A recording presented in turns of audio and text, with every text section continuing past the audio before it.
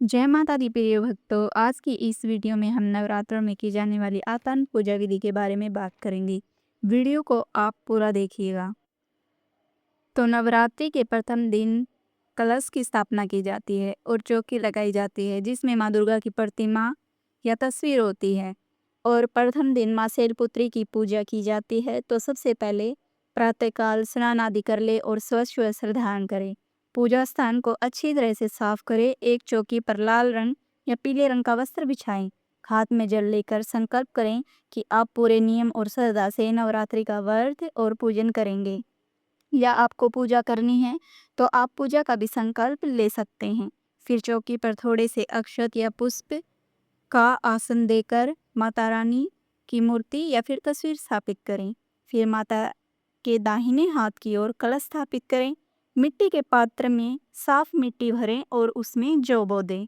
फिर कलश को शुद्ध जल से भरें, उसमें हल्दी, सुपारी, सिक्का, इलायची, लौंग और इत्र डालें।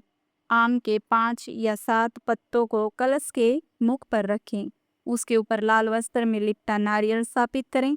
कलश पर स्वास्तिक बनाकर कंठ पर मोली बांधें और माता का आह्वान करें। दीपक जलाकर सबसे पहले माता को साक्षी माने, फिर स्वास्तिक बनाकर उसके ऊपर दीपक रखें जिसे चौकी पर आपको स्थापित करना है। बहुत से लोग अखंड दीप भी जलाते हैं। अखंड दीप भी आप आसन देकर ही रखें और अखंड दीप जलाने का भी संकल्प आपको पहले दिन ही लेना है। जो लोग पूरे 9 दिन तक अखंड दीप ना जला पाएं वे प्रथम दिन और 9वें दिन अखंड दीप जलाएं। 24-24 घंटे के लिए अखंड दीप जला सकते हैं। सबसे पहले भगवान गणेश की पूजा की जाती है क्योंकि वो विघ्नहर्ता माने जाते हैं। गणेश भगवान की प्रतिमा को या फिर सुपारी पर मौली लपेटकर उसे गणेश भगवान का स्वरूप माना जाता है। और गणेश जी की स्थापना भी चौकी पर करनी चाहिए। अब गणेश और माता रानी को वस्त्र रूपी कलावा अर्पित करें और सभी को तिलक लगाएं।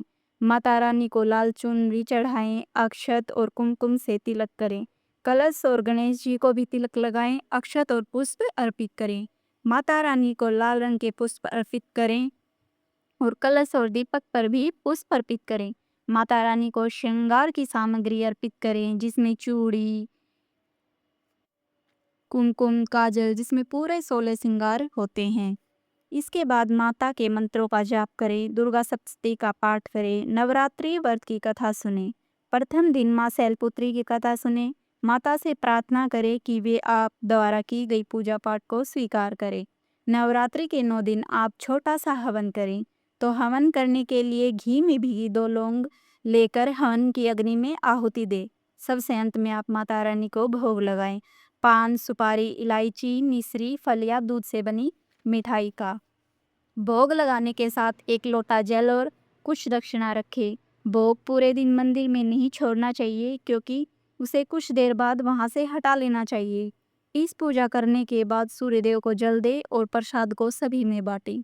तो आज की यह वीडियो यहीं समाप्त होती है। तो आप हमें बताइएगा कि ये जानकारी आपको कैसी लगी। अगर आप नए हैं तो हमारे चैनल को सब्सक्राइब ज़रूर कीजिएगा और कमेंट में जय माता दी ज़रूर लिखिएगा। धन्यवाद।